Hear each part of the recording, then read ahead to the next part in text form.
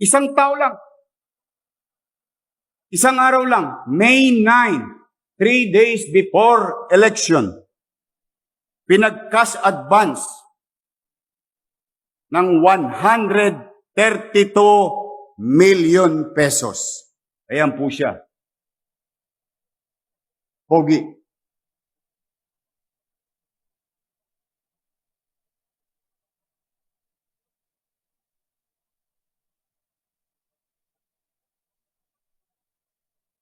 Mind you, and let me repeat, in one day,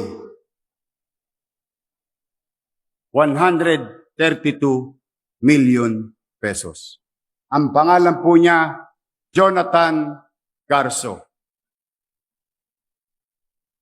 Kahit na ipinagbabawal ng Omnibus Election Code, ang titigas nyo, ang lupit nyo, para kayong alkohol, wala kayong patawad sa mikrobyo. Basura kinukuha niyan eh.